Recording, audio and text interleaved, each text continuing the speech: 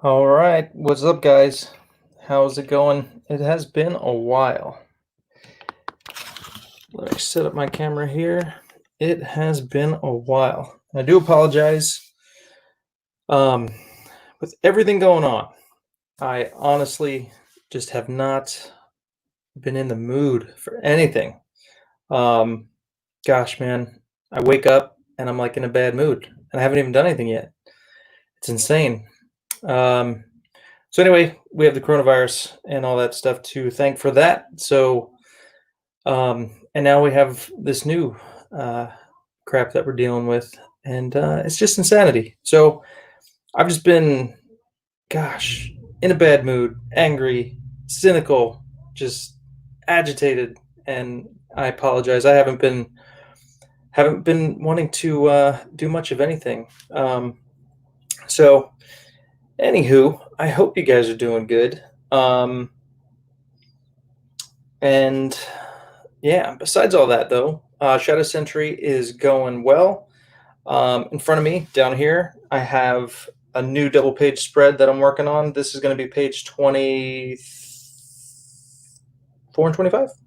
Yes. The last two pages I did were also a double page spread, and that was page 22, 23. And I would check that, but I can't find it. And I didn't write my numbers on the page. But anyway, what's up, Roscoe Davis? How's it going, man? Thanks for joining me. So I'm pretty sure this is 24, 25. So this would take me to the halfway point of the book. And let me just kind of show you real quick. And also this is going to be the trading card, one of the trading cards. This is Commander Noble. So that I do have to ink, and that will be trading card number 1. So there you go. I've got plenty of art I could have recycled and just used, but I was like, no, I want to do some new artwork. I want to do Commander Noble. So this page here, this is present day, and we're cutting to, this is the Citadel. So this is like the main headquarters for the Shadow Sentry, or excuse me, the Highborn, or also called the Ministry of Light. So this is like the gathering of all Highborn, and this is Vigil. So this is him here and there. He is like the top dog of the Highborn. He is the oldest, most powerful, and the wisest. And so what he's doing here, we're going to get a bit of a flashback and a history kind of the Hellborn's dealings. So kind of to give an idea of the scope and how long this stuff has been going on with the Hellborn. So that's what this double page spread will be. And yeah. And then there'll be a few more pages. He's going to talk to Noble, aka that's Robert. He's the guy in the beginning of the book that we see. That is Jason's father. So that is what's going on here. So I do have to ink this up. I'm excited to get going on that. Yeah. And I do have, I think I showed you guys last time, I'm working on this commission for this gentleman. So I did start coloring this. I finished inking it. So this is a big boy. This is 12 by 18. And you can kind of see all the Avengers there. But yeah, so still got a little bit more work to do on that, obviously. But I'm going back and forth, working on the Shadow Sentry, and then working on this when I have time at night and stuff, and on the weekends. So that is what I have been up to. I think if I have anything else to share. I do actually have some new colors that I just got back last night. So let me show you that real quick. Let me pull that up over here.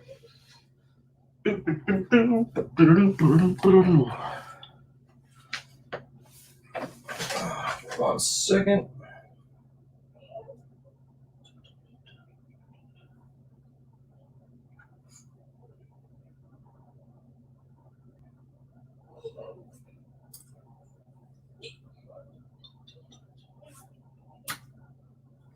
All right. So this is page 18. Come over here. Ugh. So this is page 18. I do apologize, it's on my computer. It's probably not going to come out too well, but There we go. Kind of focus a little bit. So this is the final colors. It's been touched by Kid Icarus, and then Jeremy Roberts just got back to me with his colors as well. So there you go. So yeah. So excited about the colors, man. The colors are making it come alive. So that is exciting. Awesome, man. Cool. Glad you dig it. Yeah, I enjoy coloring this stuff with marker. It's a good little exercise, and it's fun. It's fun, but it's just a lot of work on this one in particular. It's a lot to color, and plus I'm going for a very kind of like more realistic style, but it just takes a while. So anywho, put this off.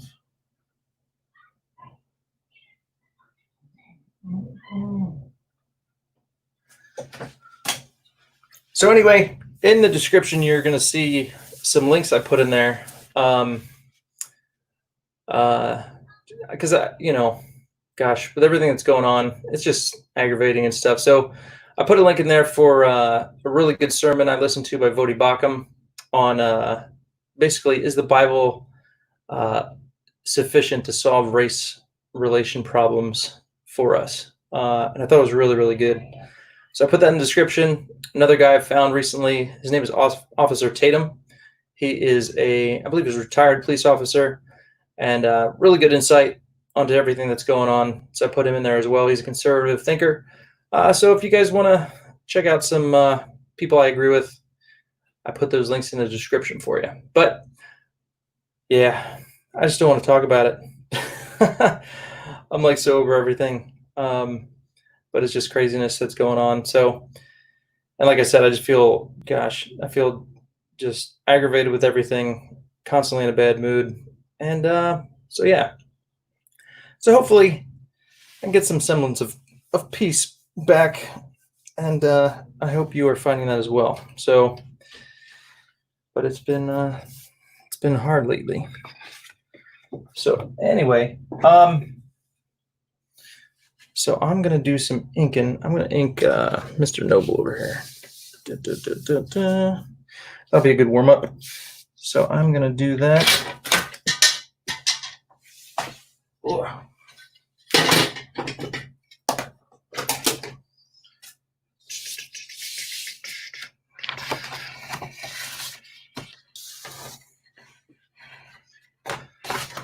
Yeah. So I hope you guys have been doing good. Hope you're doing good, Roscoe. And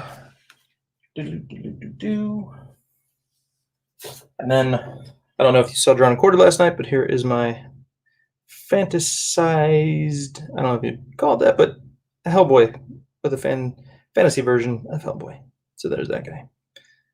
And yeah, there's so many things wrong with that picture. There's so many tangents and stuff. I'm like, oh gosh. Oh no, there's another one. So, okay. Let me pull up the comments real quick on my phone so I can see what's going on. And there I am. I'm live.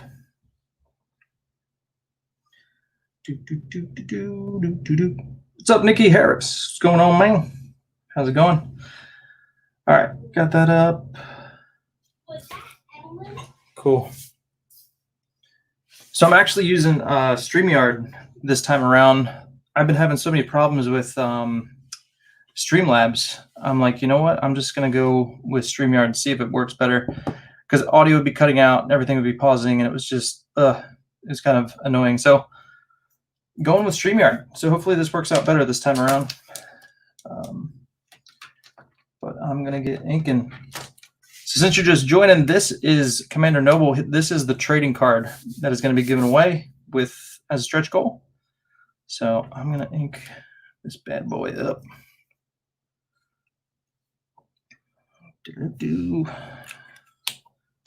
Go with 8 first.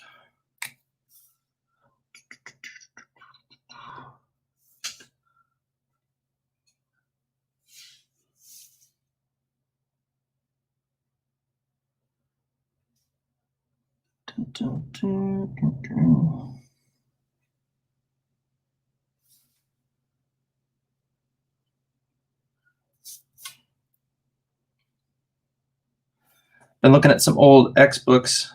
I saw Jim Lee posted something on his Instagram, and I was like, "Oh wow, I haven't seen that book." So I went and I looked, and I had it.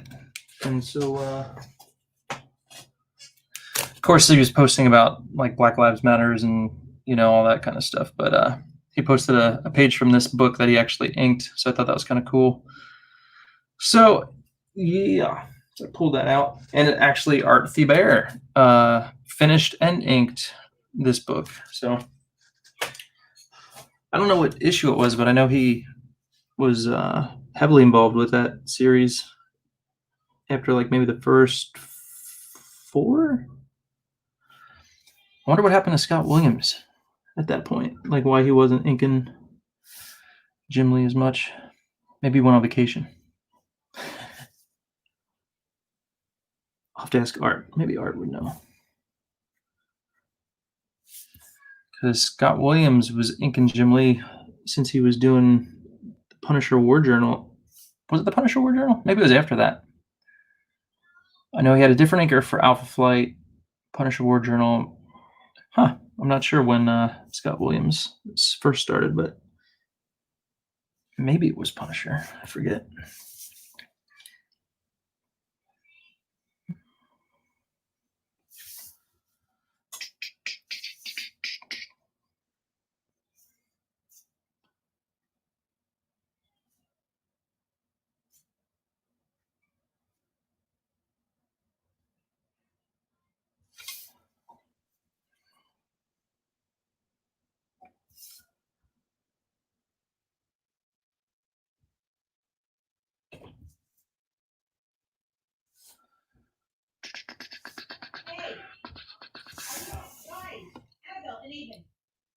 Are you allowed to jump on your bed? No, you are not.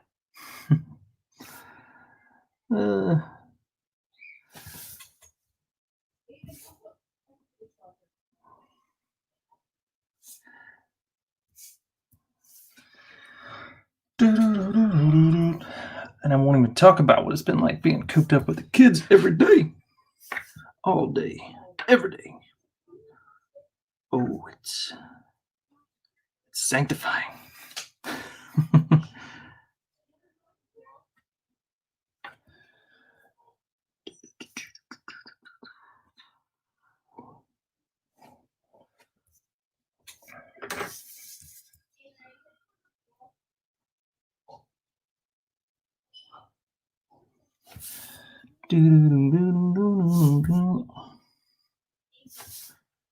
So what have you guys been up to? We are taking a trip next week. We're going to Sedona, Arizona. My wife is going back to work on July 1st. She's been on maternity leave all this time, so we're like, let's go on a vacation.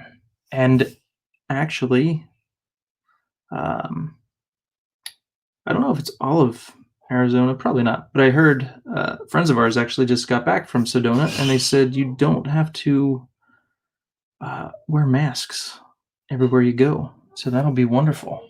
Excited about that. So it'll be next week, going from Monday to Thursday. It'll be 3 nights. So Monday night, Tuesday night, Wednesday night. Yeah, so we'll be home Thursday. Quick little trip, take a breather, then get back to the daily grind.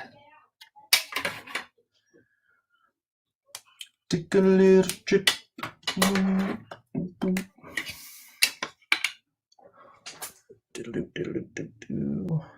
Hey, Teresa Galello. Hello, Mom. How are you doing? Hope you're doing good. Everyone, say hello to my mom.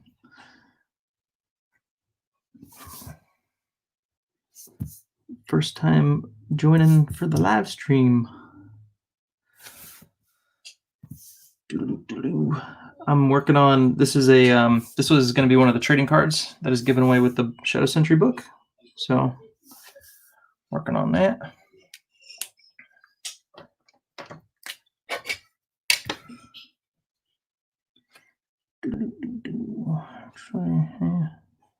Three.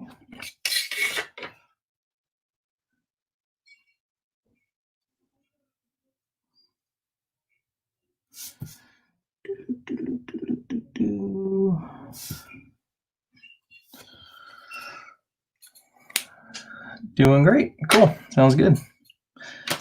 My mom will be joining us next month, actually, too. She's going to come out and spend some time with us. So that'll be fun. Looking forward to that.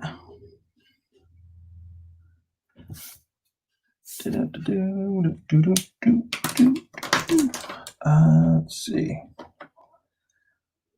So a lot of this gun is going to be black. So let me see. How do I want to do that? Let's see how straight I can do this line. Using the brush. Pull this line. Not too shabby. Got a little close down the end.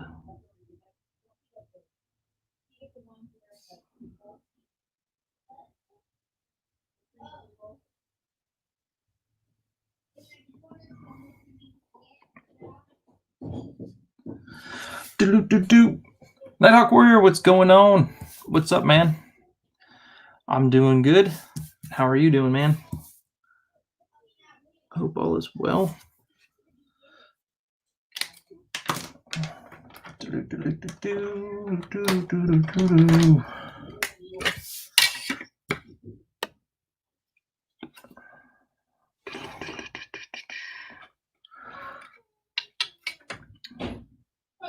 How is Savage Hawk doing?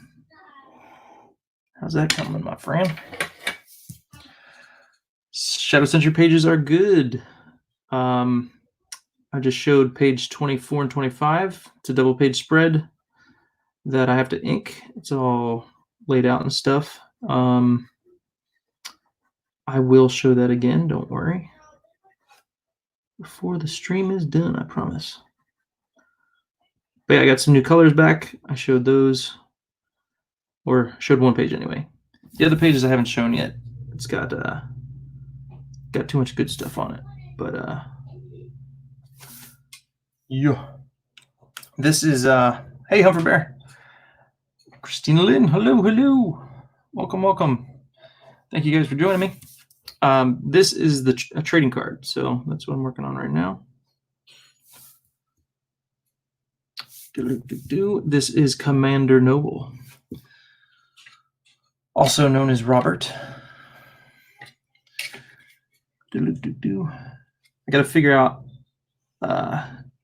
in the book how to do a good transition, or at least explain, okay, this is the same guy that we saw in the beginning, but he's known as Commander Noble now. So I'll figure that out. He's actually going to be on the next few pages, so just got to make sure I clarify that for everyone, just so there's no confusion.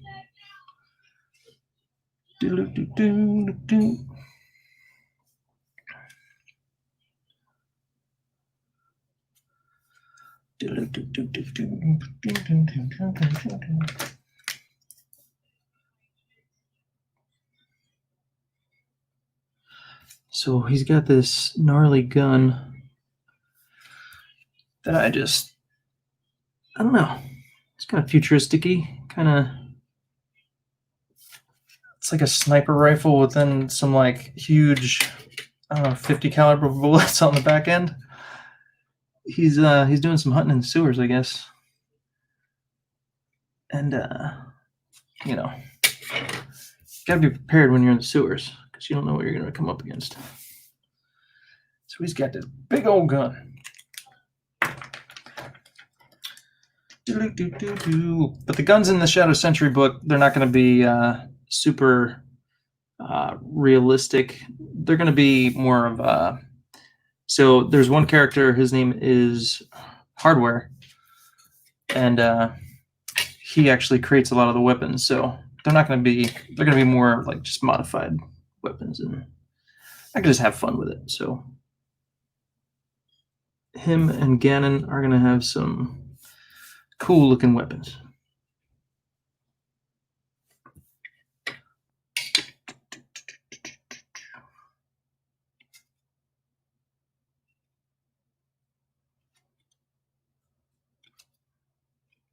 And it's more fun to just come up with weapons too, I think, anyway. Because when you're drawing a real weapon, it's like you gotta be more intentional with everything. Is he hunting for Ninja Turtles? Nah. Probably more like demons. Or like mousers or something, maybe. I don't know.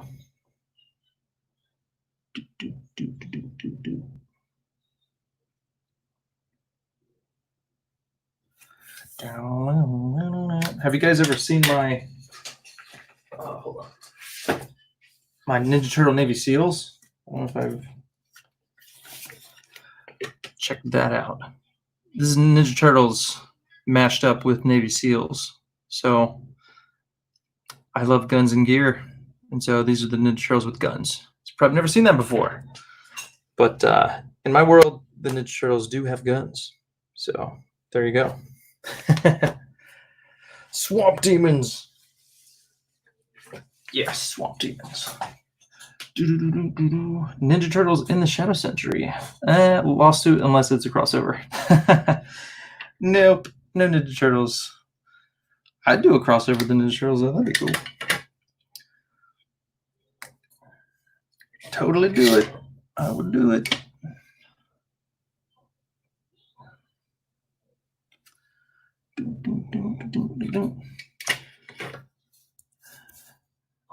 Thank you. Thank you.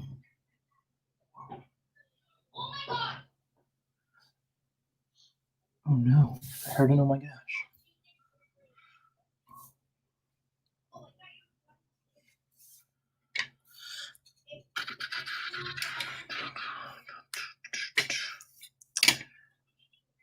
Yeah.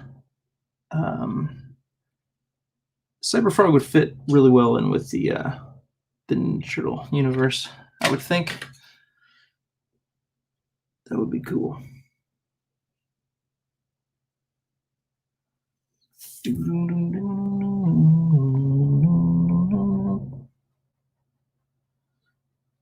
All right, what do you guys think? New Ninja Turtles movies or the old school Ninja Turtles movies? Specifically 1 and 2. Beyond that, they weren't so good.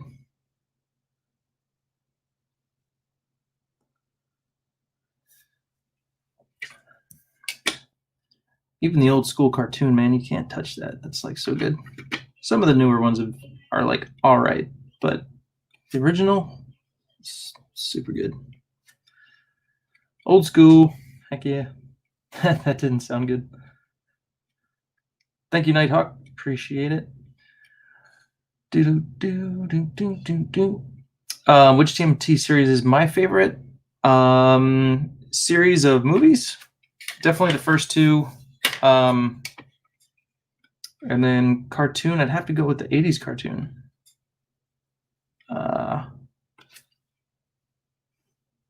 And then they keep redoing them. There was one I saw that was like decent. It was kind of like, I think it was I don't know if it was like the CGI version or the cartoon version. I forget, but it's hard to keep track. I keep switching it. But yeah, definitely the old school for me.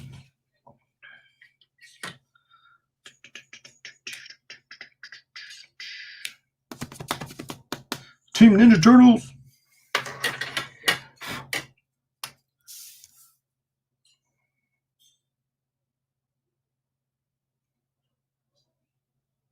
So I actually got to meet Kevin Eastman, and so they have a Ninja Turtle museum in Old Town. No, not Old Town.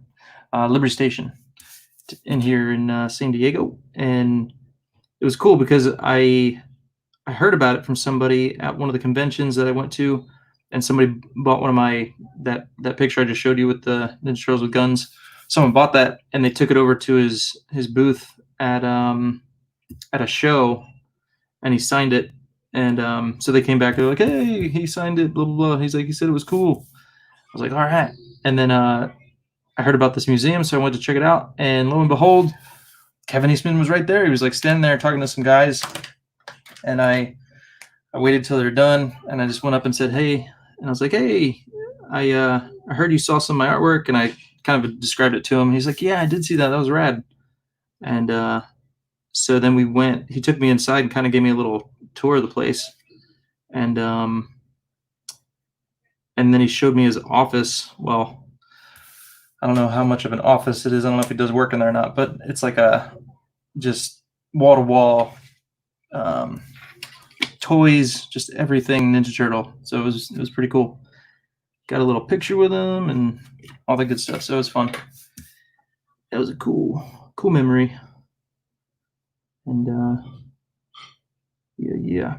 I did talk to him about art, and I actually sent him some samples that he sent over to the publisher, or not the publisher, but the writer. And so I went back and forth a few times and sent in some samples, but nothing ever came to fruition. So it wasn't meant to be, but it was cool nonetheless. Yeah, and actually, the IDW building is right next door, or right on top of the museum. So it's right there in Liberty Station. So, yeah.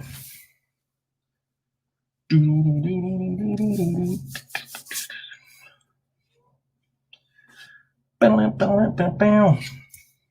actually picked up a comic of Power Rangers and the Ninja Turtles recently.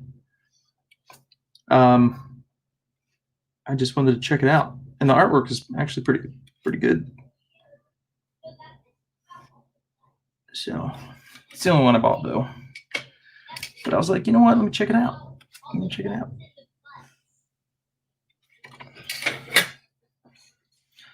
Dun, dun, dun, dun, dun, dun, dun.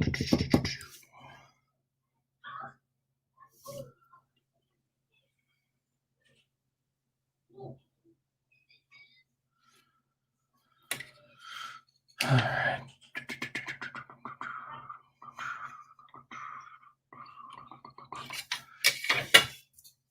So this is going to be staggered. Let's see here. Up, down, up, down, up, down.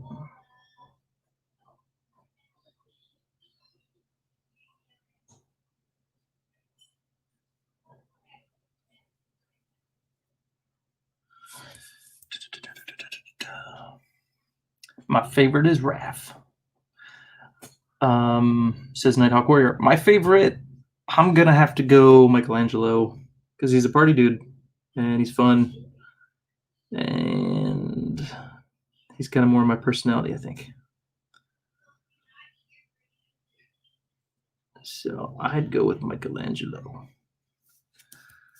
Leo's cool. Donnie's cool. Raph's probably the best fighter, but I like Michelangelo. He's a party dude. What? Yeah, I could totally watch that trailer or the intro. I could watch that like on a loop. Kingdom Comics, what's going on? Welcome. Hope all is well with you. I am working on a trading card. This is going to be the Noble trading card. Stretch goal for Shadow Sentry.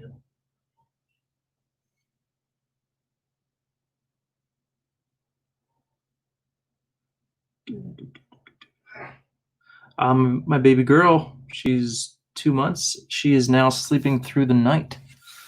So that's fantastic.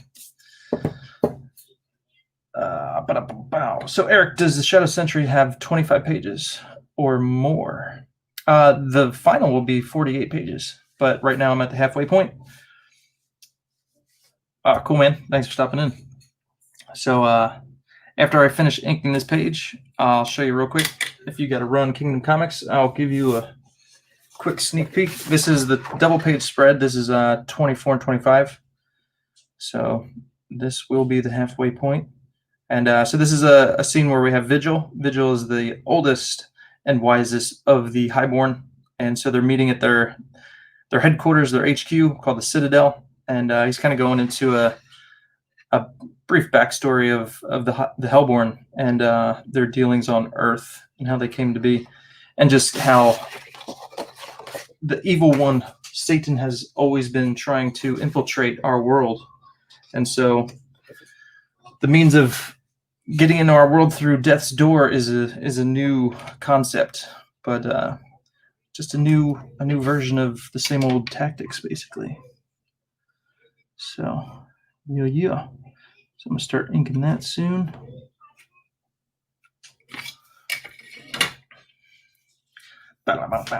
Awesome, man. Glad you dig it. So I am warming up with this trading card.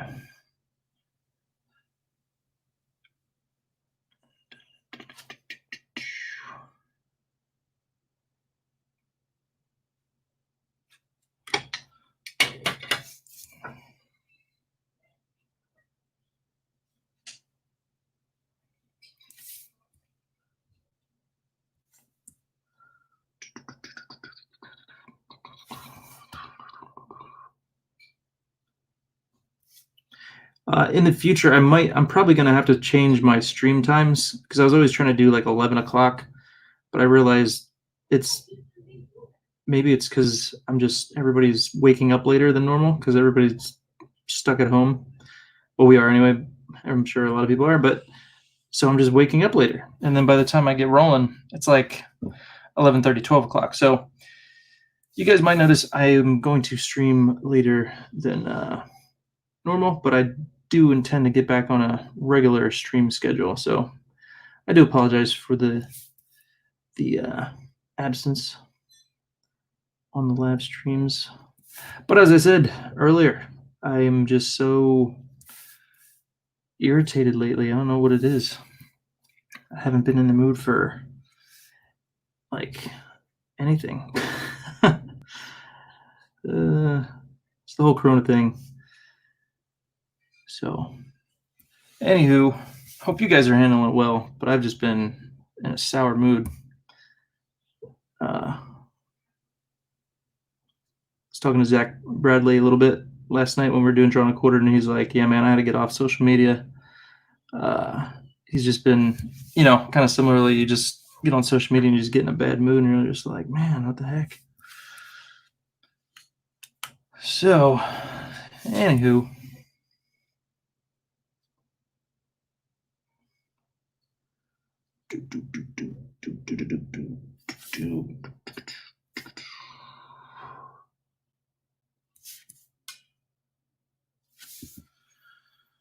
All right.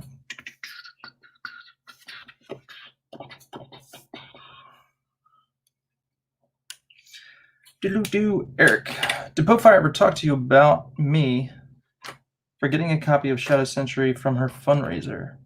She did not, actually, but the reason might be only because I'm no longer handling that aspect of the fundraiser. Just with everything going on and doing the Shadow Sentry, I told her I'm not going to probably be able to focus on that as much. So I asked her she could find another person to help, which she did. So she would probably talk to that other guy, not me. So don't worry. But just check in with her and just make sure that she did that for you.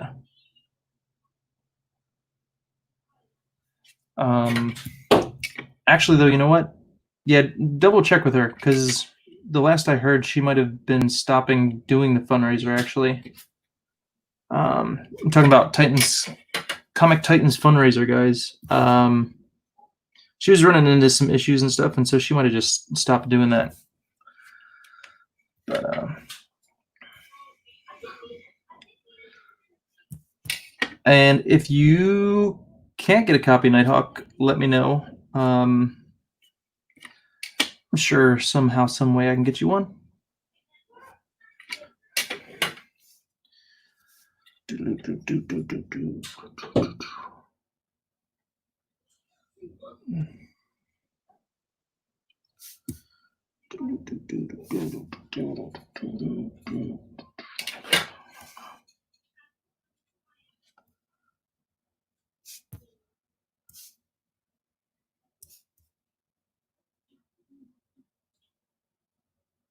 All right.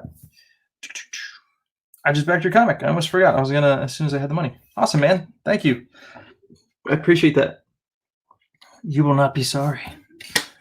Cool, man. Thank you. Exciting. Yeah, so after you guys do read it, please let me know what you think. I will be excited to hear your thoughts.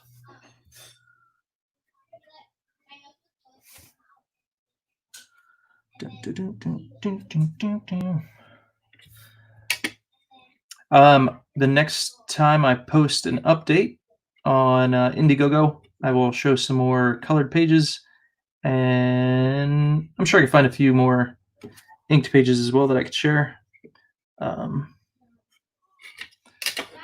So yeah, so look for that probably at the end of the week.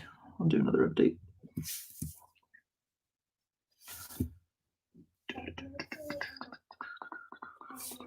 Let's see here. All right, so that's going to be black. Yeah. Let's see how my computer's doing. Christina Lynn says, how do you decide what part of your drawing to ink first? So typically, it's a good idea to do what you call your holding lines, which would basically be all your outside lines first.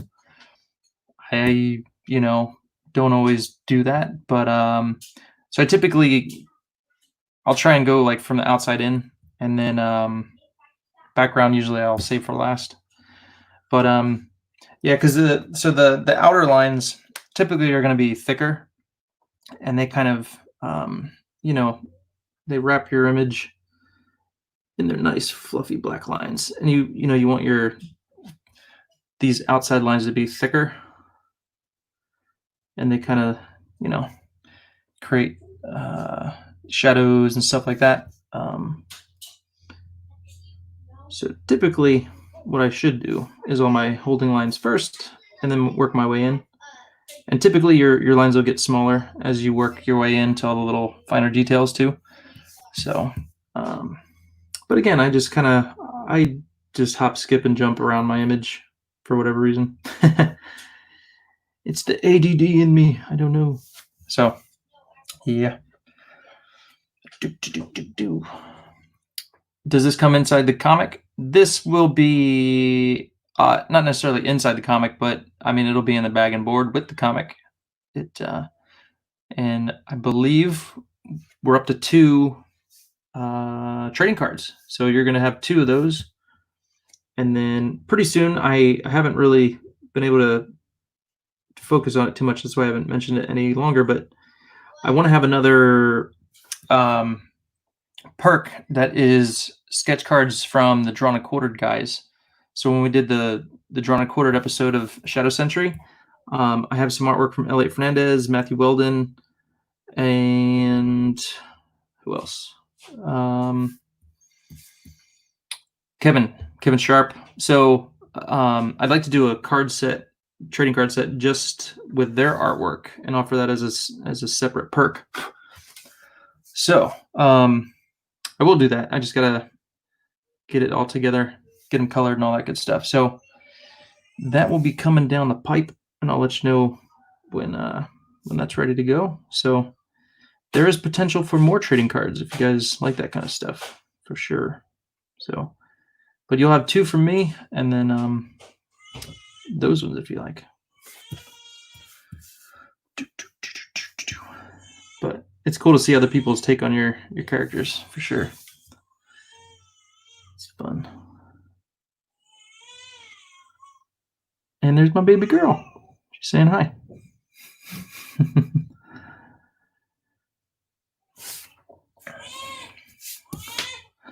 And now that she's sleeping through the night, she's been more irritable during the day. So But hey, I'll take it. I will take it.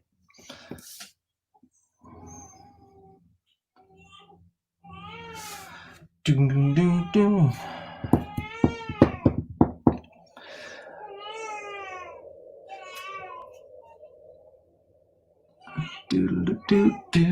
Now, Warrior, cool. So, did you need or want any fan art for you for the trading cards, or my version of a cover for you?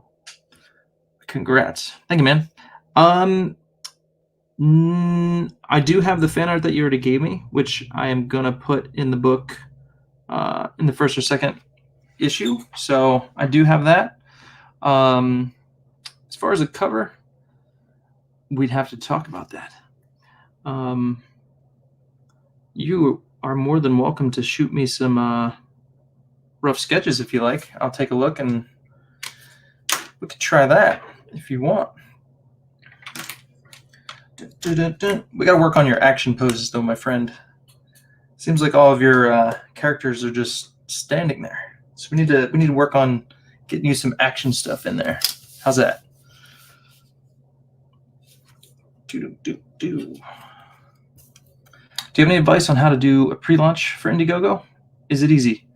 Yeah, it's not too difficult. I guess I would say definitely have some artwork to post.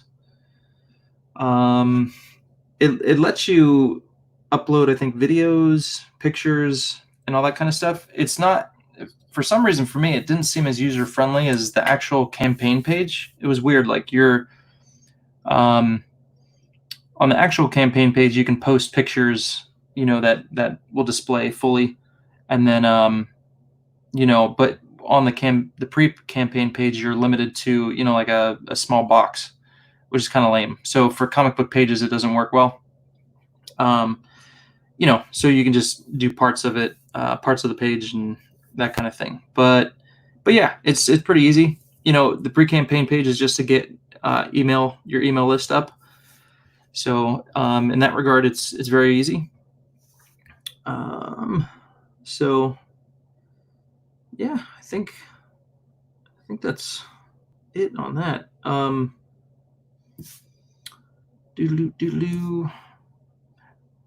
Yeah. And the good thing is you can give it a shot and then, publish it. So it's, it won't publish till you say so. So you can make sure you get it all set up. You could even do a dry run, just to check it out and see what it's all about. So you just need to have like your project title and stuff like that. Yeah. So it's not too bad at all.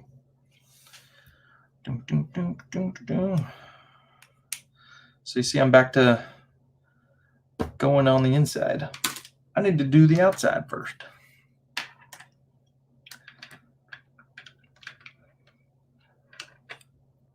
Cool, man. Cool, Zachary. You have to show me some of your stuff. I missed it on your live stream, but I would like to see it.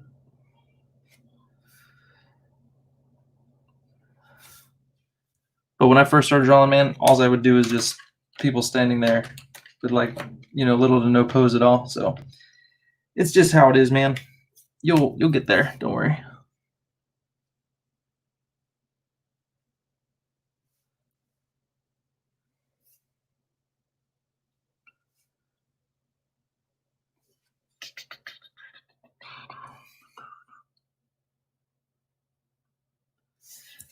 Yeah, so basically, my outer lines are always going to be thicker, and then I go to the smaller pens and do the inner stuff with the smaller tips.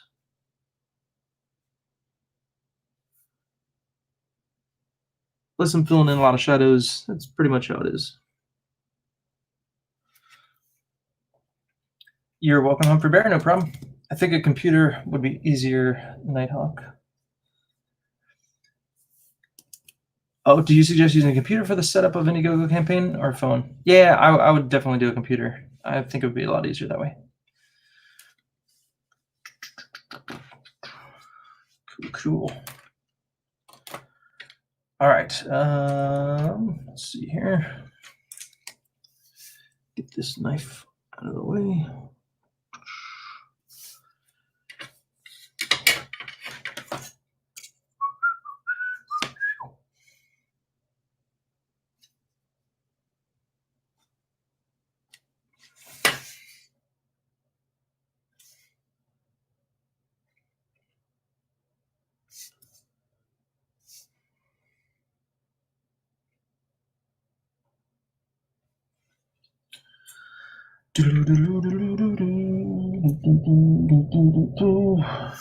Typically, I kind of just tend to go right for the faces first when I start inking, but I didn't on this one. See, I started out doing it right. I started out with my holding lines, and then somewhere along the way, I just got sidetracked. That's usually how it happens.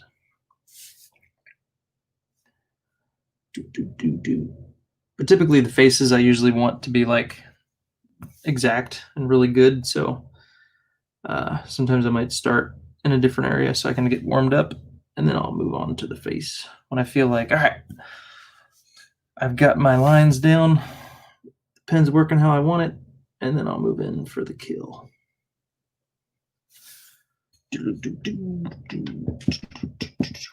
I edited Jason Brubaker's cognitive drawing book, which is about figure drawing. I started doing some of the drawing exercises myself. Oh, nice.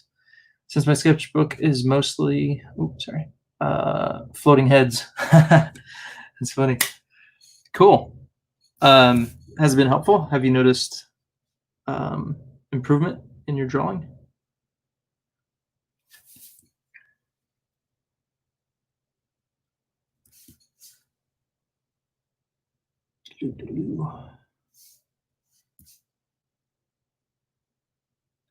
And is drawing something you typically do, or is it totally like out of the ordinary for you? I think you said you were kind of an artist. Lots of Spider-Man artwork. Cool. Yeah, Spider-Man is a good one for dynamic posing for sure. Can you make a PDF showing dynamic superhero poses that we can download or print maybe? You're talking to me, right, Home for Bear? PDF showing dynamic superhero poses that we can download or print. I might be able to do that. Starting to do again. Glider Comic is closer to 20,000 now, because when I saw it down around 10,000, that scared me. Such a cool looking new comic that would not have more backers. Yeah, it was.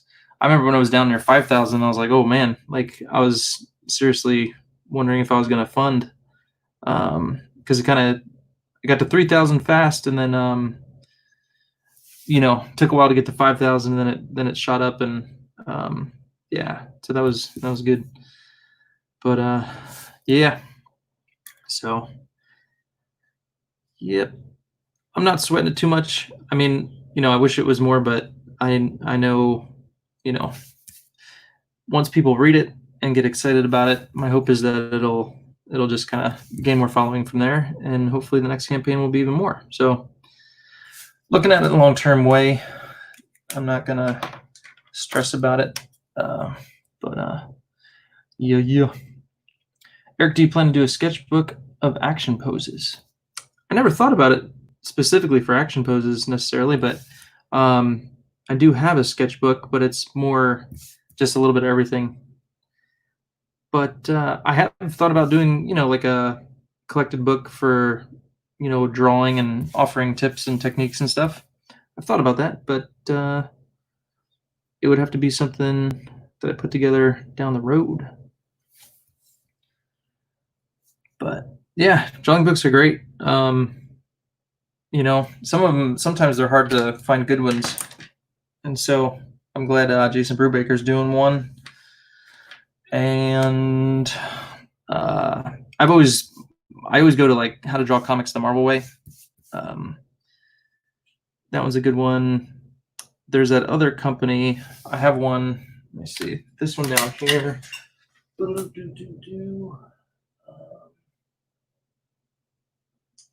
it? There it is. Boy. There's this one, Drawing Cutting Edge Anatomy. So Christopher Hart, he has a lot of books on like every topic, how to draw manga, how to do like everything. But this one had some artists that I like in it. So I picked this one up. Where's it got their names? So Karen Grant, he's really good. Pop Man. So there's some good stuff in here. This is Karen Grant, some good stuff. So yeah. So they're out there. You gotta find them. But you know, it's hard. Just keep at it. This is a good one.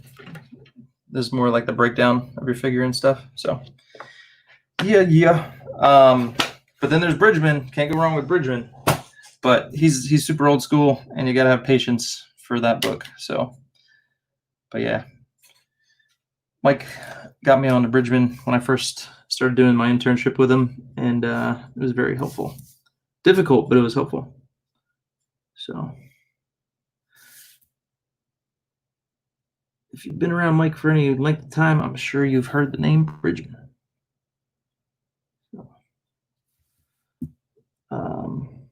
Yeah. As far as you know, like dynamic poses and stuff, that's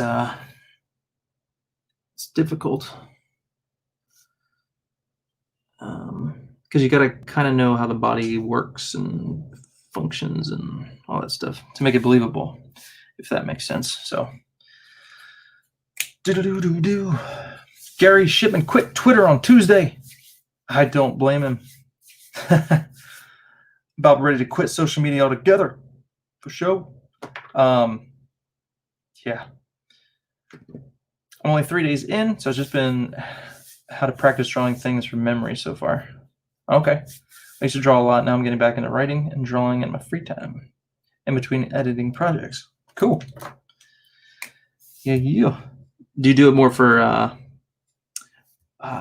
is it like your, like, not therapy, but you know what I mean? Like just like zone out, just kind of like drawing can be therapeutic sometimes because it just lets you just kind of like, you know, although it depends, because if you have to think about it too much, it's not exactly therapeutic. Which when I ink, it's more therapeutic, but when I'm trying to draw and like get something perfect, not so much. But how to draw manga books, yeah.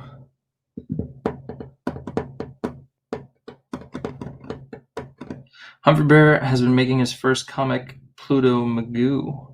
Pluto Magoo. Huh. Sounds cool. Pluto Magoo. All right. So you're going to do an Indiegogo.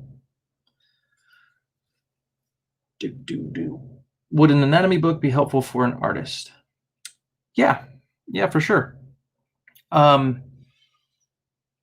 The George Bridgman book that I really like, it's him drawing stuff, which is basically, it looks like it's direct from an anatomy book, but it's him drawing it and like breaking down the shapes and the structure of everything. So I would say probably that book would be better than just a straight anatomy book, because a lot of times the anatomy books will be like, you know, here's an arm, here's you know, the inside of a body, and you know, kind of goes over more of the internal stuff too, which is good. But how Bridgman does it is he almost takes the anatomy book and then puts it into like the artist's perspective for structure and everything else. So it kind of gives you, you know, because in the anatomy book everything is just like one arm, you know, straight. But then Bridgman, he takes that same anatomy and then puts it into a more of a foreshortened perspective, and so it kind of it's more beneficial for the artist, I think. But you know, even muscle books are good for artists. You know, to see, you know, guys lifting weights, their muscles in action. You know, when muscles relax and when they stretch, all that kind of stuff. So, you know, everything has its, you know, can be helpful. I guess it just depends on what you're trying to do or accomplish, if that makes sense. I used to draw for fun, but yeah, when I started thinking about it too much and feeling intimidated by other people's art, it wasn't fun then. Yep. I hear that. Yeah. Yes. And don't worry, I feel like that sometimes too. Because I have a picture in my head, and then if I have trouble getting it down, it's like, oh my gosh, like it's like, oh, I suck. What happened? I lost my mojo. So it's easy to get you know just in a zone where it's like I can't do this anymore or whatever. So don't feel bad. It happens to everybody. It's like the baseball player who gets in a funk, thinks about it too much. I don't know how to hit a ball anymore. I thought I could do this. So it happens. Ding, ding, ding, ding, ding.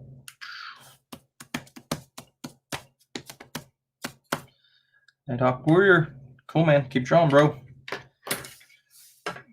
Keep drawing.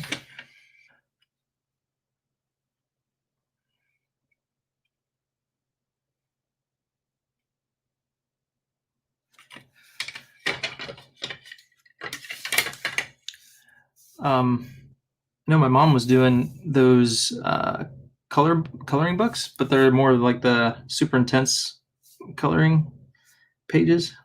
What are they called, Mom? Is there a specific name for those? Because it's not like it's not. Is it a coloring book? What would it be considered? But my mom did some really cool things. She like colored it up, and it looked really good. Is this working? Yeah, it's working. All right, let's see. We've been going for 56 minutes. Nice.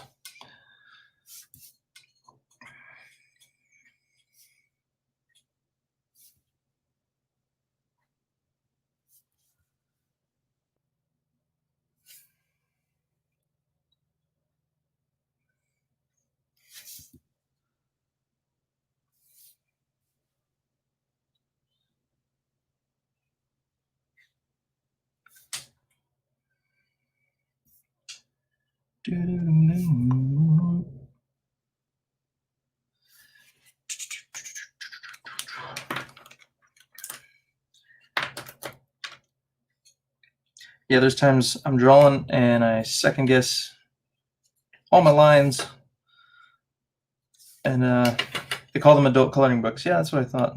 They don't look fun. Yeah, my mom did one, and she colored it like this. I think it was like a flower or some kind of pattern, but it was like when it was all done, it looked really cool. I think she framed it and put it on our wall. It came out good. I would say learn inks, because when you pencil comics, you find it's hard to find good inkers, especially ones that aren't already busy with other projects. For sure. Yeah, that's why I ink all my stuff. Yeah. And if I had to pay an inker and a colorist, it'd be harder. But down the road, I would definitely consider hiring an inker. I have a friend who's actually really good. Name is William Wolford. He actually inked me on the last project I did, and he does all digital inks. So, but he's really good. So down the road, that would definitely free me up a lot to just focus on the pencils. And because a lot of times when I'm doing my roughs and my breakdowns and stuff, like I don't go super finished because I know I'm going to ink it. So I'm like, I'm going to ink it. So I know what I'm doing, but I think it can be bad in a way, because then it's like I'm not really finishing it to my full potential. I'm kind of,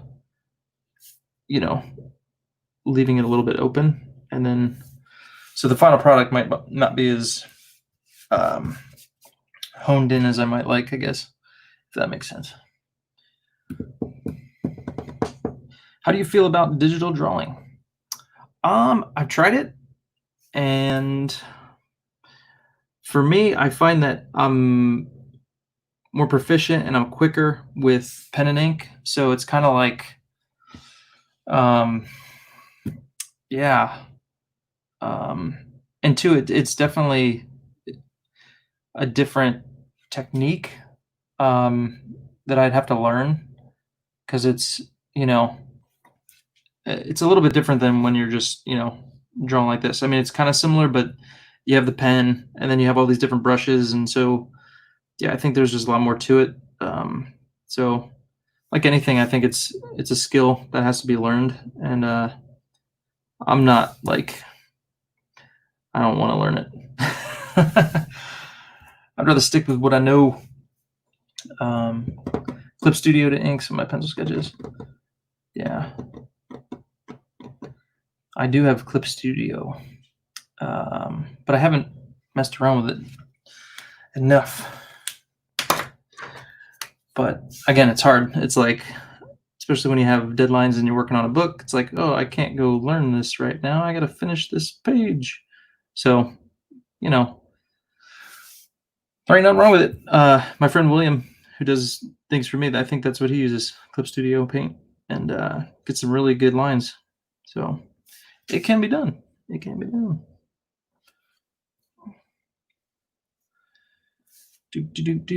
And two, I'm like a Photoshop guy, so I know Photoshop. I'm quick with Photoshop, but it's probably not the best program to use for inking.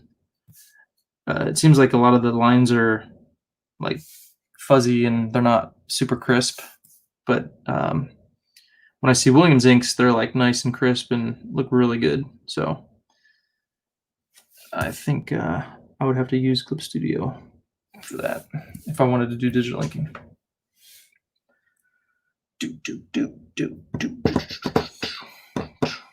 I like digital and old school, but which one do you like more, though?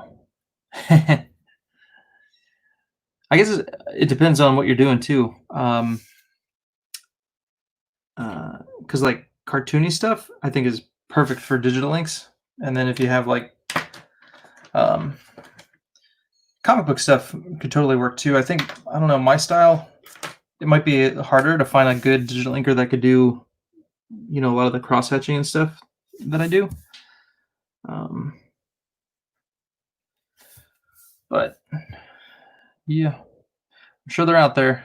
I know Jimmy Reyes is doing more digital inking. I've seen his stuff, but I'd prefer his traditional inks though over his digital. But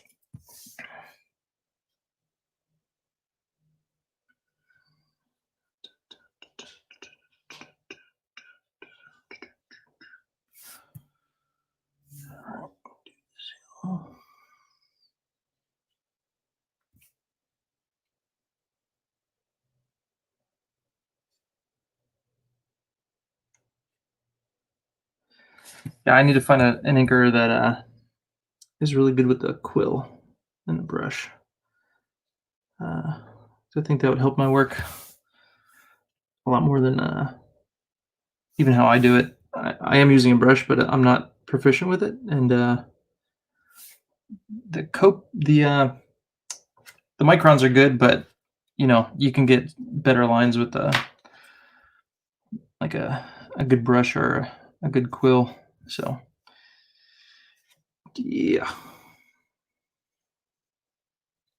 And I've tried using the quill, but man, it seems like every time I use it, there's just some issue or whatever with it. For the longest time, I couldn't even get it to stink and spit out the ink. Like it was like it wouldn't come out. So it's just one of those things. So I'm like, all right, back to my microns. All right. Thank you for stopping by, Christina Lynn. Appreciate it. Talk to you again. Hey, Eric, how are you getting paid commissions currently, or when the virus thing started? The current commission I'm working on, I got from, I met the gentleman and his wife at a convention, and they mentioned this commission they were thinking of getting, and which happens often, at a convention, as you would imagine. And so, a lot of people say, yeah, I'm going to hit you up and I'll get something later on. And they never do. Happens a lot. But this particular couple, they did contact me, and they wanted this really cool big commission, and so yeah, so I got that from basically a convention, and then I'm on a website called Comic Art Commissions, and I get a lot of my commissions from that, and then just people who know me and see me at conventions.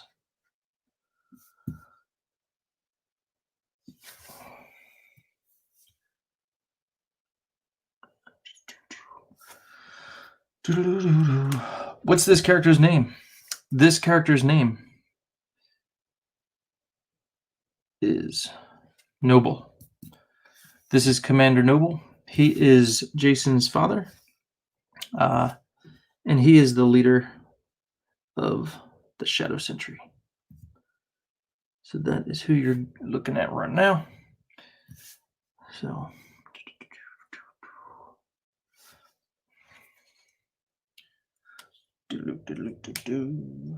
right, let's see here. Let's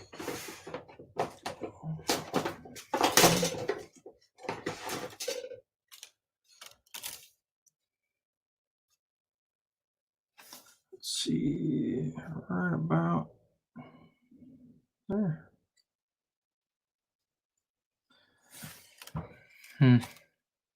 These two circles are like messed up. This one's got like a bulge in the plastic. I think I dropped something on it, and now it's all messed up. And that's the one I need. I'm gonna see if I can cut that off. Every artist should have an X-Acto blade. You should get an X-Acto blade. Comes in handy. I'm gonna cut off this. There we go. That's better. When I went to art college, we had to buy an X-Acto blade. I think this is the same one I had when I was in college. Or did I get another one? This might be another one. I forget. But the amount of times I use this for other stuff is incredible. It's like a super good razor blade, and it's helpful.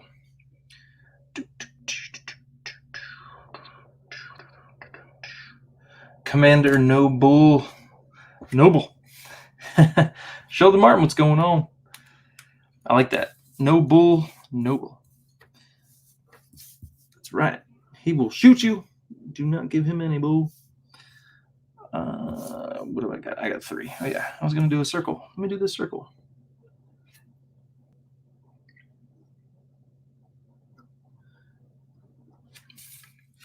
Do. I know he has that cable look, but if you draw a dude with big guns and big old pads, it's hard not to think of Cable.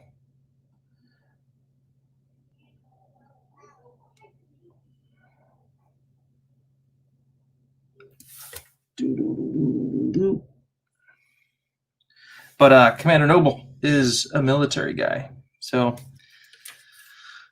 yeah. I went through a few different designs for him. One of them looked like super old school, like cavalry guy from back in the day. But it was like too old school looking. So I was like, all right, I gotta get a more tactical and stuff. But yeah.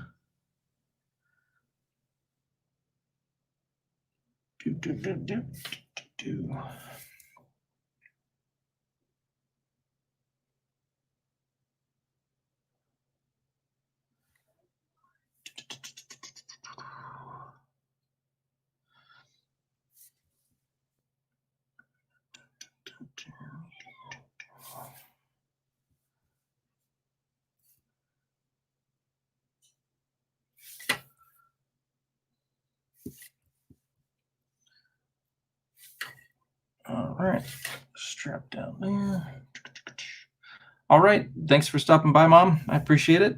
Have a good day. We will talk to you later.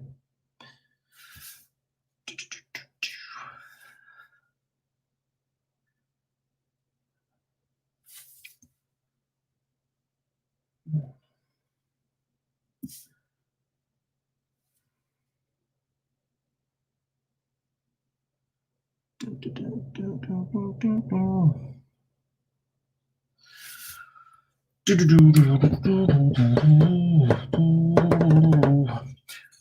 Comics, Nighthawk Warrior. Like me, you have to draw for yourself now, and maybe for a while. I encourage you all the time, but you're still learning. Everyone usually wants free artwork, so I get some free commissions where I send them to people for free, etc. Okay, sounds good. I will call you later. Love you. Boo, boo, boo, boo.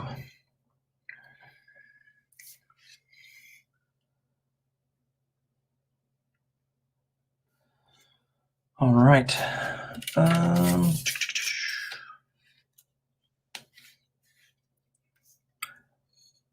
Been drawing for like 40 years. Nice. Yep. It ain't easy. It's not easy. If it was easy, everybody would do it. And you could make money at it. It's like baseball players. If everybody was like the best, people wouldn't be making millions doing it.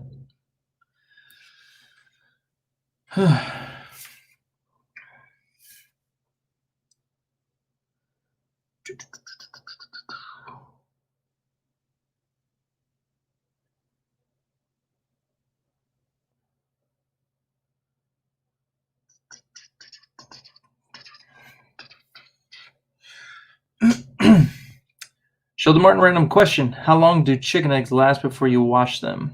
I think I heard you say a week on another stream. 2 weeks. They could be out for 2 weeks before you wash them. So, yep. They have this protective coating around them after the chicken egg lays them. And so once you wash them, that protective coating is gone, and then you have to refrigerate them. But if you don't wash them, 2 weeks, they could be out, room temperature. So, yes, sir.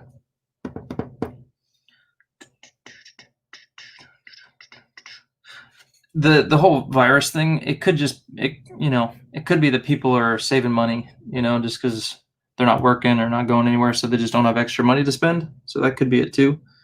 So don't take it personal.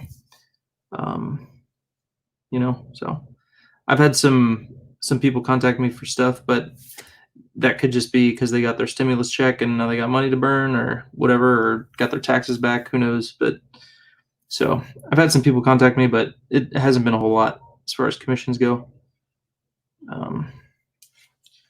So don't sweat it, man. Don't sweat it.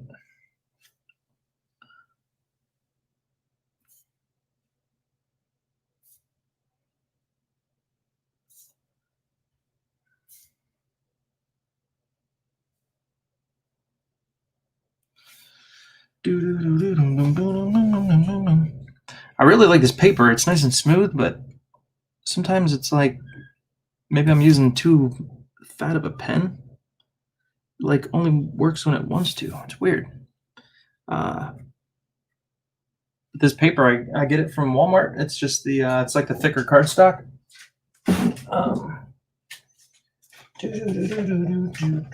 It is, it's premium cardstock paper, Pacific Coast.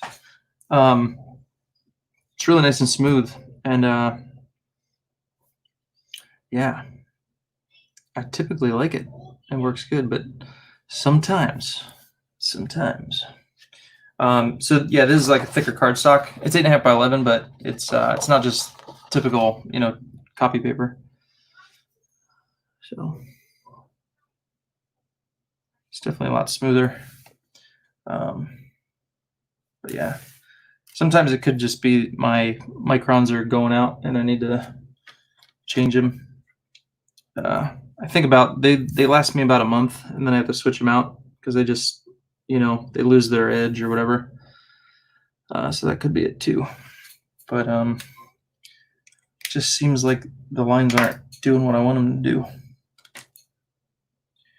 and that's annoying. It's annoying, man. All right, so let me this little doohickey. Don't know what it is, but it's here.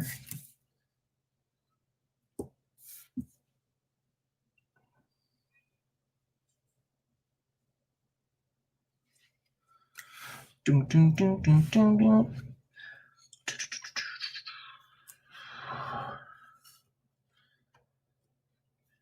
Do-do-do. Kingdom Comics says, drawing from imagination isn't really the best way to go unless you're a prodigy or idiot servant. I'll say that. You should be drawing stick figures and bodies constructed of shapes and basic heads. I'm an idiot, but not a servant. Yeah.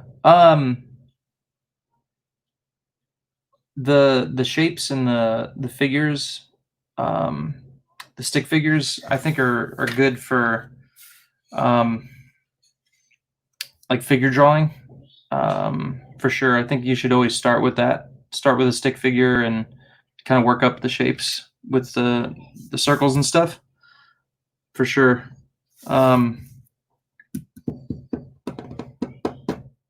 Yeah. What's that?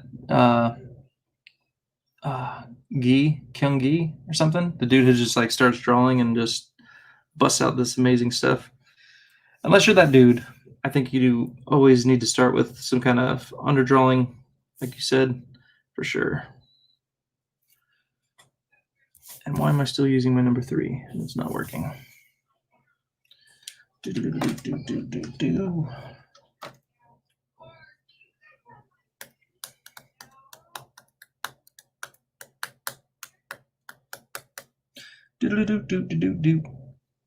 Yeah, good call, Kingdom Comics, for sure. Because too, when you're drawing figures and stuff, and you're trying to get your anatomy down, like you're gonna constantly be changing the sizes of things as you're getting the anatomy right, and so those cylinders and stuff help with that. You can't just go straight for it and be like, okay, here's an arm.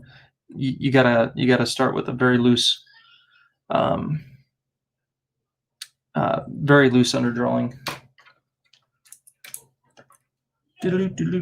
Nighthawk, have you read How to Draw Comics the Marvel Way? Have you seen that? I'm sure you've seen it, but have you gone through that? There's some really good stuff in there with the like what Kingdom Comics is talking about. Starting out with your stick figure, gesture drawing, and then working your way up. Really helpful stuff.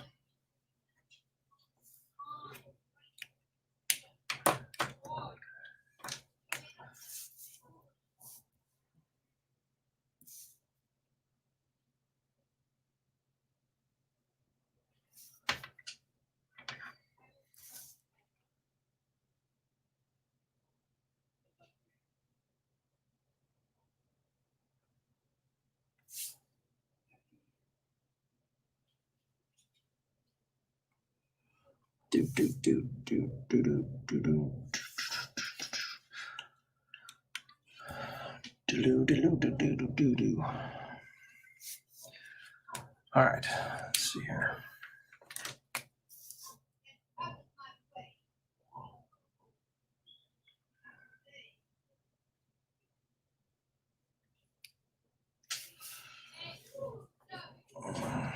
Call this back.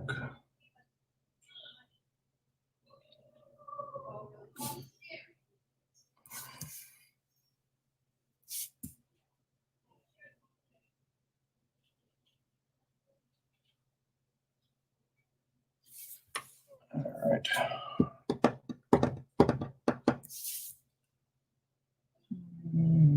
Just Illustrator.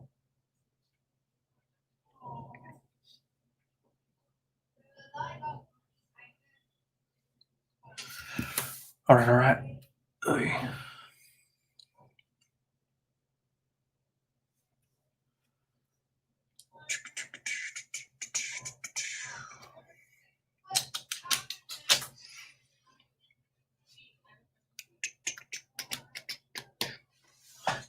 All right, here we go. Gonna ink the head, the face.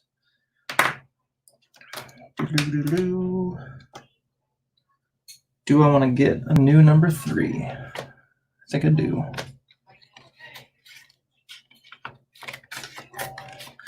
Bust out my new Micron number 3, Hobby Lobby 349. I recently actually just bought a whole bunch of stuff online though, and I got a whole 6-pack of number 3s, number 5s, and number 8s because I go through those the most So these are all number 5s, all number 8s, and all number 3s. So I'm sure that's going to save me some money.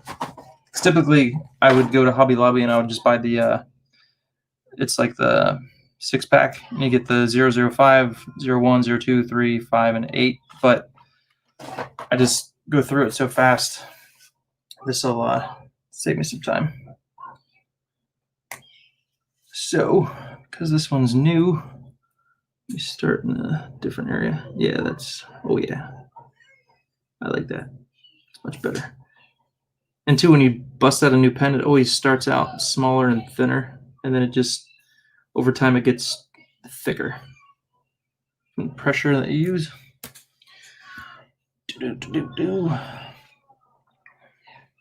Yeah, Nighthawk, when you draw a character, you say you start with the head. Do you get really detailed on the head and then start working from the head to the body? Because that could, you know, so for instance, if you're going to draw something, let me find a sheet of paper. If you're going to draw something and you're always starting, use a pen. Check out this pen. See if this works. So if you're, you know, let's say you're drawing a head and you're like really focused on this head, like, okay, I'm going to draw this guy's eyes, and then I'm going to design this mask, and then I'm going to add ears, and then I'm going to, if you're like super focused on the head every time you draw, it's very hard to go from this to, okay, now I'm going to put him in an action pose, and then you know, start trying to do action. I would suggest you can start with your head, right? But then just do it loose, and then try adding the other stuff, right? But this whole time you're always going to be really loose, you know. And then if you want to put your stick figure underneath, you do that.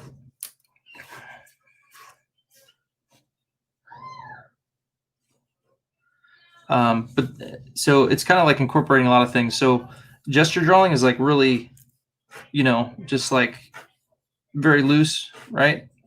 Kind of like stick figure, and just kind of like going very quick, right? That's kind of like a gesture drawing, but don't focus so much on the head right at first. Like, don't get real detailed on that head, because if you get stuck there, you're always going to be, you know, stuck in this mode where it's like, okay, I'm going to draw the neck, and you're getting so detailed, but you need to think about the whole body as a whole. So hope that helps. You know, and as you go in, you're just drawing balloons. Like Kingdom Comics said, you're just doing cylinders. You're getting the motion down, and then your figures are going to have so much more movement and so much more, what do you call it? Not dynamics, but yeah, they're just going to look more fluid. So anyway, I usually start with details of the head, then start body. Why? Yeah, so I would not do that, and I think that would help you a lot. Yeah. So just as an exercise, go do some like stick figures and like say, okay, this is a stick figure of Spider-Man, and Spider-Man's going to be swinging through the street, right? So, and then this arm will be shooting a web, okay? But it's real loose. It's a stick figure, right? So here's his leg, and then this leg will be cocked that way, and whatever, you know, you can change it as you go. But start with a stick figure and then add bubbles for the arms and stuff. And then hopefully that'll kind of get you out of the mode of just drawing the head. And then you can, you know, kind of go off that and just fill up a page of just sketching, like, you know, pick a character, Batman, Spider-Man, and then just do something like this. And don't even get detailed. You know what I mean? Because once you start getting detailed, then it's like you kind of get stuck in the mode of when they say your characters look stiff or something. If you've ever heard that, like, oh, their characters look stiff, it's because they don't have that movement. They don't have the action to it. They don't You know what I mean? It's because they probably started finishing the drawing even before they had it like laid out and the structure down, if that makes sense.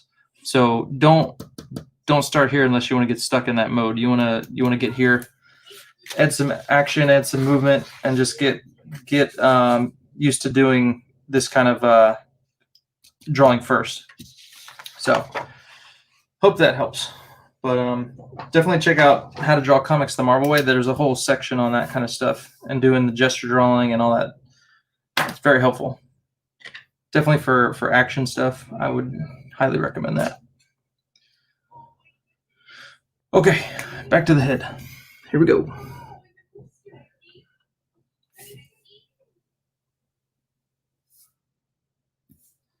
Yeah, because when I'm drawing, when I'm when I did this character, I started with the head, but it didn't go past just a cylinder, like a circle, an oval shape. Then when I had the oval shape, then I went to I usually do the shoulders, the angle of the shoulders, and then branch off of that. So, yeah. So it's all right to start with the head, but just don't go too detailed on it, because then you're gonna get stuck. There's been times I'm drawing right, and then I draw a head, and I start getting real detailed on the head, and then once I get to the body, I'm like, oh man, like the body isn't working or the pose isn't working, and then I just spent 10 minutes on the head, finishing the head, and now I got to erase it because it's not working with the rest of the body. So you're going to save yourself time and effort and energy if you can work on getting the sketch correct first. Get your sketch down, get that right, get that dialed in, and then head to the finishes. The finishes doesn't take place until you're all done with your structure, pose, everything. The finishing is the last step for the penciler. So keep that in mind. Hope that helps.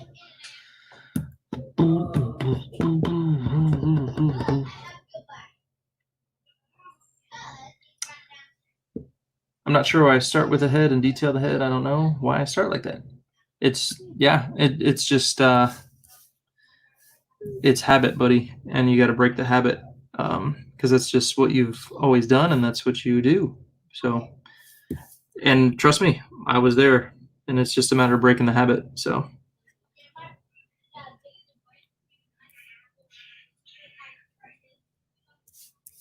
don't be discouraged. We were all there. Trust me. All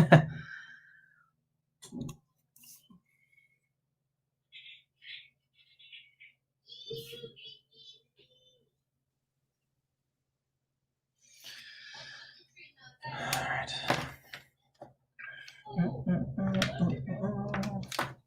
Going with the 5 for the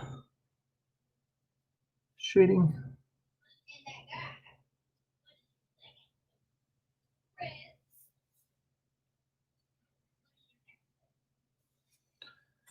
All right.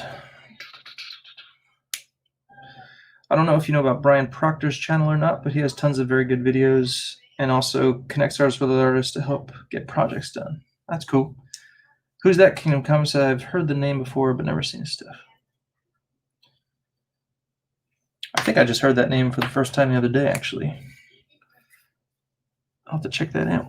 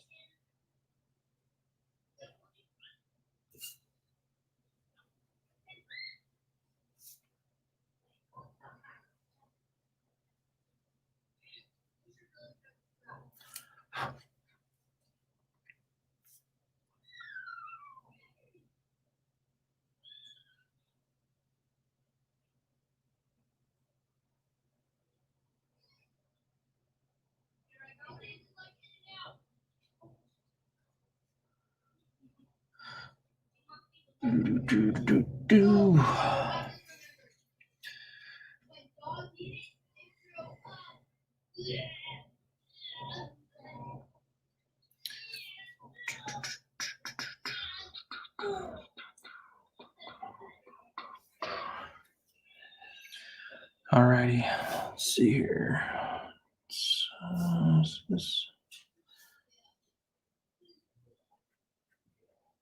Yeah, see, this 5 is working good. Sliding right over on the page. It's working how I want it to.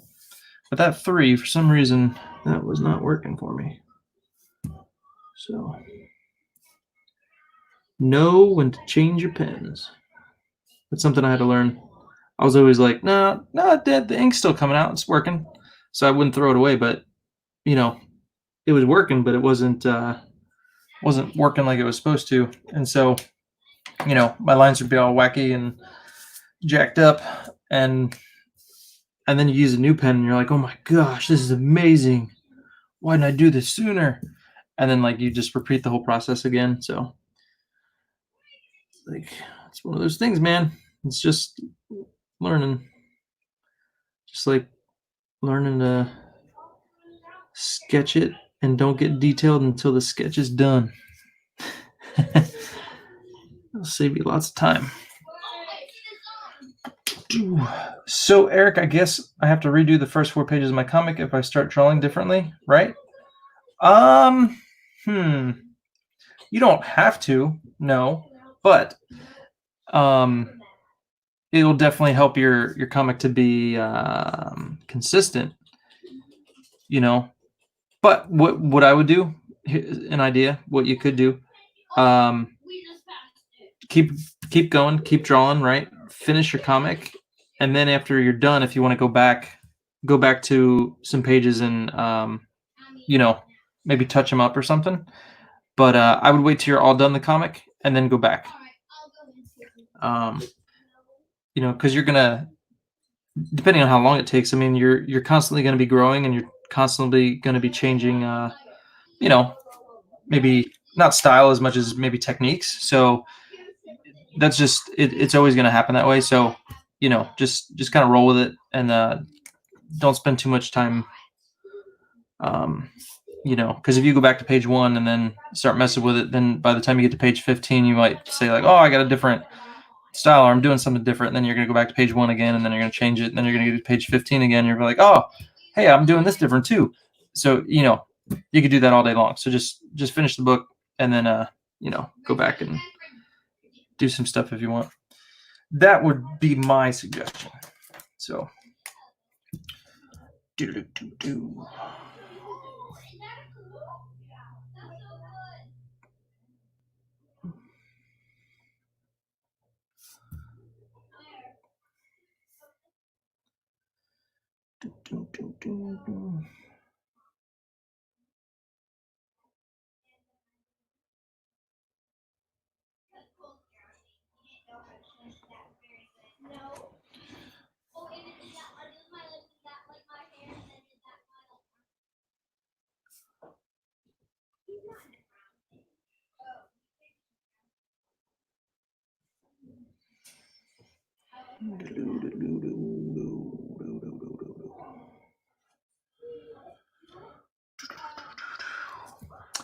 Are there good tutorials for artists to make their drawings look more 3-dimensional and less flat?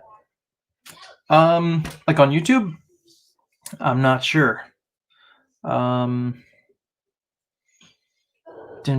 Is it just inking and shading or something more? For making something more 3-dimensional, I think shading is definitely a factor. Coloring too, you know, coloring can make things look 3-dimensional as well. So it's not, you know, but you could do shading and colors as well. So, you know, so whether it's with ink or with coloring, I think you can get that effect. But if there's tutorials, I know there's ones for coloring. I've seen those all over the place. Especially like digitally coloring stuff, you can find those. But for drawing, I'm not sure. But the in How to Draw Comics the Marvel Way, there's even a section on that, and it's very, very, you know, basic and simple. But you know, One thing I like about Jim Lee, sometimes he'll get into it, but it's like when you're, hold on one second. My kids are right outside my door playing, and it's annoying me now. Hold on one second.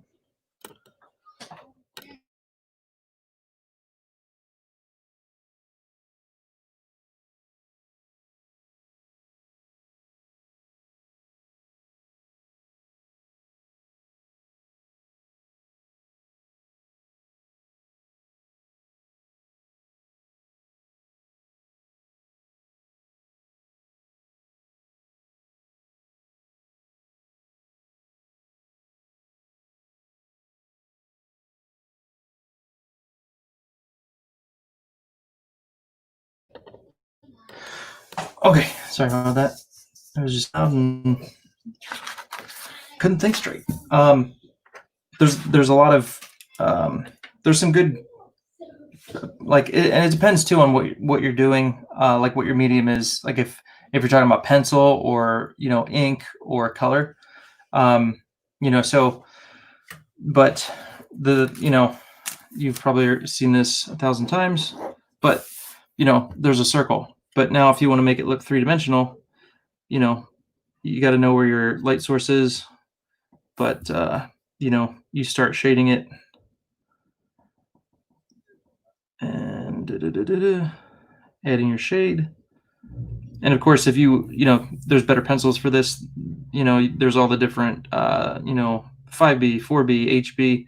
If you wanted to get real heavy into it, you can go in with different shades of pencil and make this look like super good. But you have, now you have your shadow, right? So you do this with your shadow. And now you're going to have, this is what you call down here is your reflected light. Up here is your light source. And your, like the highlight. So if you're coloring it, this is going to be your highlight, more of like your white area. And then you can color this below. It just depends on how much you want to get into it. But the principle is always the same, and then, obviously your light source can change on any object. But, when it comes into play is like, okay, here's his pad, right? Well, the light source is over here, the majority of the light, so you're casting a shadow over in this direction. So, there's probably 50 different ways you could ink that. You could do it different ways, but, so that's just a stylistic choice, how you want to ink it and get that shading technique. And that's just the way I chose to go with it. But the principle is always the same. You know what I mean? So if you have the principle, then okay, if I'm coloring, this is going to be my whitest spot. This is going to be my darkest. And then you have your shade. And, you can make this all black. You can make the bottom of this all black. But if you want to get super into it, you can put the reflected light. You can make the light right underneath the ball a little bit lighter because it's reflecting off the table or whatever.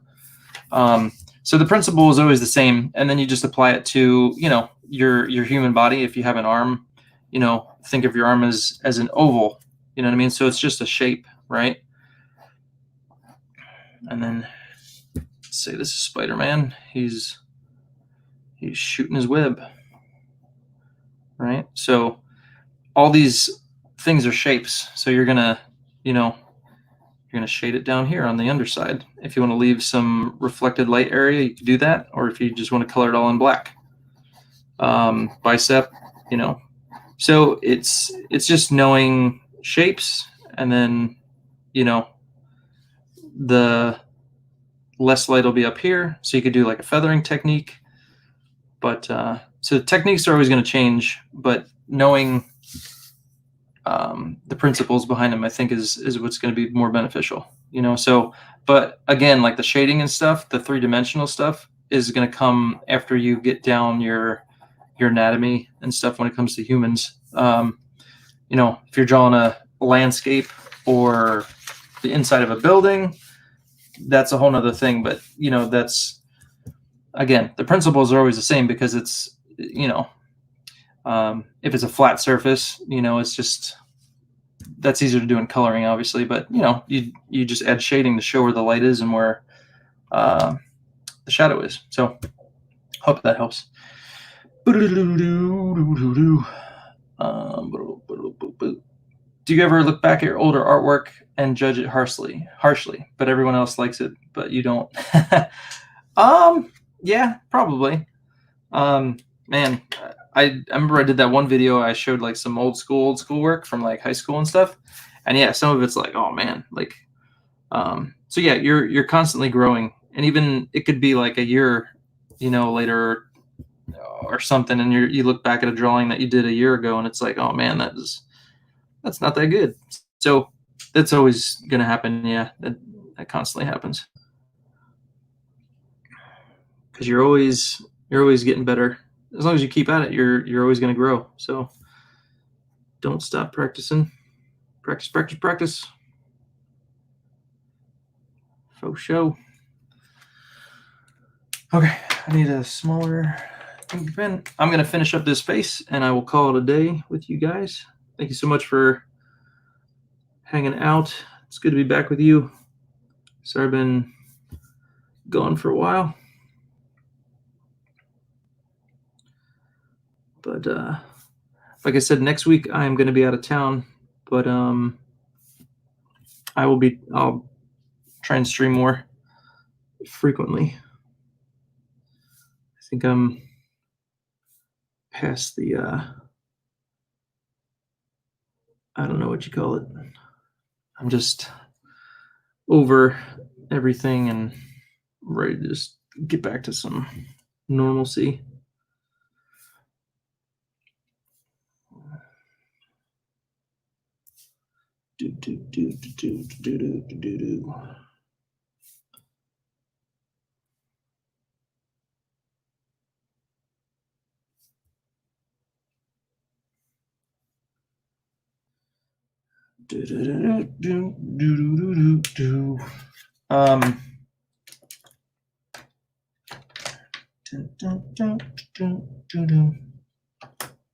See what size. I'll do size 2. Yeah, but thanks for all the good questions, guys. Keep them coming. If you ever have any questions, I will do my best to answer or show you if I can.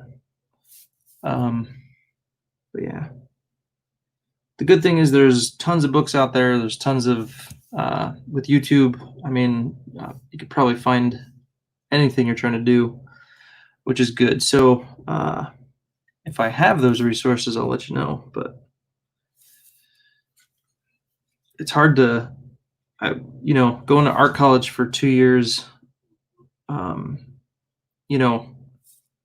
They pack so much stuff in your brain, and it's like, you learn things, and then it just kind of like sits in the back of your head, and you do it all the time, but it's like you don't think about it. It's just, it becomes second nature. So if I'm ever doing something and you're like, why do you do that or whatever, just ask me. I will try and explain what I'm doing, help you guys out. But yeah. Do you use crosshatch lines? Yes. Most of these are not. There's some going on up here. So for any of you who don't know, this is hatching because it's just across. But so when you go across it, and that's not even really typically a crossed hatching, but it's like kind of just doubling up the hatching. But yeah, I typically do. I'll just use a little bit of everything, but in this one particular, I don't have any that are crossing. But yeah, but it's good for like, so if I'm gonna throw in some here, it just adds an extra layer of shading, and you can get differing effects. It makes your hatching darker, and basically the reason why you'd want to use hatching is to get, especially with ink, you want to get the feel of a pencil, whereas if your pencil never left the paper and you simply reduce the pressure. You start off hard and then you get lighter and lighter and lighter. You're going to get like a black to gray effect, and you can't get gray effects with ink. It's black. So what you do is you try and use hatching to get that gray, that more gray tone or that gray effect. And then these lines over here, right here, that's just it could be adding detail or just adding like um, you know, little areas of gray, depending on how you do it. Feathering is kind of like the stuff over here is again trying to simulate that black to light kind of deal, and that's horrible. It's a bad example, but that's what you're doing with the ink. You're trying to get the look of a gray area, which is just you can't do with ink. So you got to use the hatchings and such. I did have a really good. I probably still have it. It's a really good book. Let me show you real quick for penciling.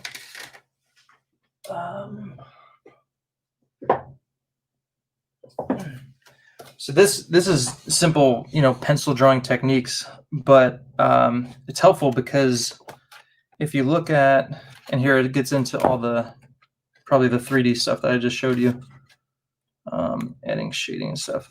But like, so if you were to draw that, which that's pretty cool. The trick would be, okay, how am I going to do this? And then, but use ink and try and get the same effects. So that kind of, for an inker, it would be a really good practice, because even in comics, I mean, let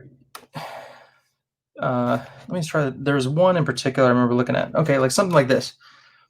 Comics are, you can get super detailed, but in a comic you're limited to time. You know what I mean? You can't do like a Thomas Kincaid on every page, unless that's your style. But so you're trying to capture this, but do it in a quick way. You know what I mean? So this quickness that they're getting with the pencil is good. You know what I mean? Because it's like you're getting your shadows in there, right? Your tree. You're getting some shading in the tree. So you're capturing the picture, but you're doing it in a quick way. All right, and then you got to take that and do it with ink. So I remember coming across a picture in here, and I was like, "This looks like it's right out of a comic," because it's kind of like it's quick, right? Dogs, blah blah blah. So anyway, like Mike told me, he's like, when a comic book artist is drawing a page, you're kind of looking at it as shorthand. So like with artists and their figures, on a comic book page, it's like the quick version of the Thomas Kincaid, I guess, where you have a super detailed drawing.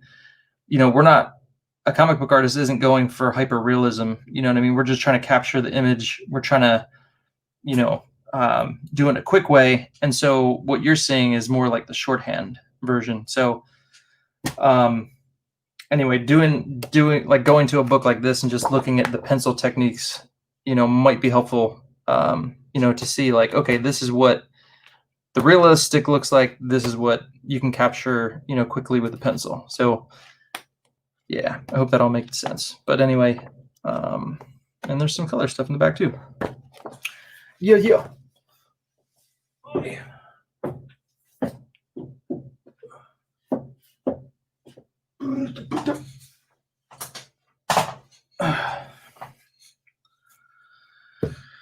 I've drawn on old paper before and it's turning yellow now. Yeah. I bet you I could find some yellow paper that I drew on that has now discolored because it's so old. Where was I? I need to finish the face.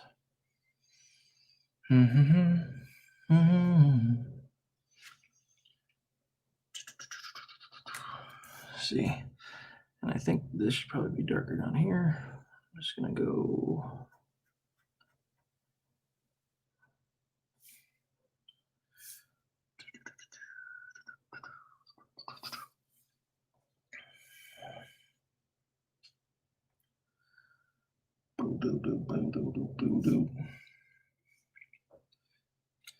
I need my smaller one.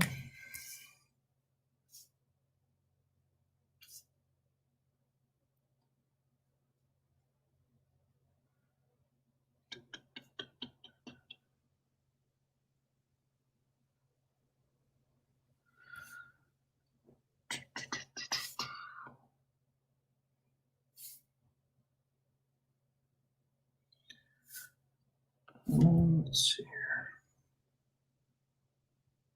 Pupils. Drawing the very small pupils.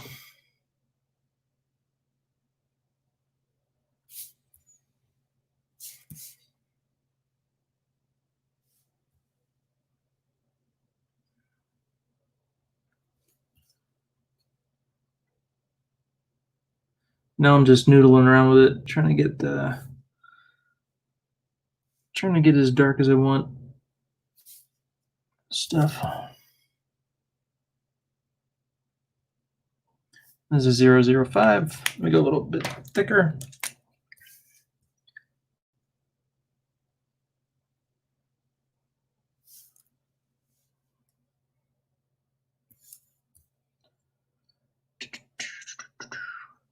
Yeah, and as far as shading goes, I'm like definitely not even great at it, I don't think. It's definitely one of those things that I could use more practice with too.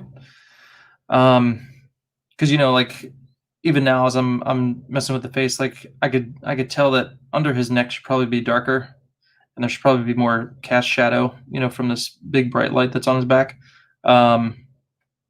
So it's just one of those things. It takes practice, it takes getting used to. And then too, making sure that your finished drawing is spot on and where you want it and all that good stuff. And then you won't have to change stuff on the fly, like I'm doing. But as long as it's nothing major, I don't really worry about it too much. But anyway, I think that will do it. I am gonna call it a day. And cool. Thank you guys so much for joining me. Let's see what else I missed. Is drawing shapes and shading them good practice, like spheres, boxes, and cylinders, etc.? Yeah. Do it to just get the again, get the principle drilled in your head, but then also as you're doing it, I would be looking at the techniques of shading with with a pencil, and then like kind of thinking about here, let me show you real quick. And I know everybody's style is different, and but like for instance, if you're doing like cross hatching and hatching, so you see Wolverine's shoulder there, you see how there's like the cross hatching kind of going on right there. So the shoulder is kind of like a cylindrical shape, right? The chest is another, maybe a little more flat, but so as you're doing the shapes, think about, okay, and then here's Beast. So another cylindrical shape, right? And then there's you can see under the bottom there's some hatching. That's the reflected light I was talking about. So maybe try some different stuff where you're adding different shapes. Maybe a shape that looks like a deltoid or a bicep, and then think about different ways to shade it. So because if you're gonna ink it, think about how you're gonna ink it, and so you're kind of testing out like what feels more comfortable for you, what feels good. Like, okay, I like this. I'm comfortable with this type of shading. The cross hatching might not be for you. Maybe it's just hatching. Maybe it's something else. Because there's so many different techniques. It just depends on your style, what you like. There's tons of ways to do it. So me personally, I love the old school 90s stuff. So I tend to, kind of do my shading like that. But again, it's all dependent on you and what you like, what you feel comfortable with. But just practicing that is going to get you, to that point where it's like, okay, I can do this, I understand it, and now I can apply it however I want. Sheldon Martin, did you learn anything on this campaign or want to try anything new on the next one? Man, I've learned so much. It's hard to say. Gosh. But we can. I definitely revisit that. I could probably do a whole YouTube thing on what I've learned and all that. But number one, I mean, if there's one huge thing, man, I don't know. There's so much to it, but yeah, my mind's not even in that zone right now, so I couldn't even answer you if I wanted to. But anyway, I'm gonna end the stream here, guys. Thank you so much for joining me. What's today? Today's Wednesday. So yeah, I'll try and do another one tomorrow. If not, definitely I will do one Friday. But yeah, anywho, thank you guys so much. If you did want to check out some of my recommendations for things to listen to in regards to the whole George Floyd thing, I did put some stuff in the description. Some guys comments and just views that I found helpful for just thinking about everything. But anyway, okay guys, housework. Cool, man. Good deal. All right, well, you guys have a great day. Look forward to seeing you guys again. And then yeah, I'm so bad at plugging my stuff and finishing off the stream. But yeah, check out the description. I got my link for Shadow Sentry in there. An X-Men Meets the Matrix superhero team book for a new generation. And this is Commander Noble and Eric Notowski signing off. Take care, guys. Until next time. Peace.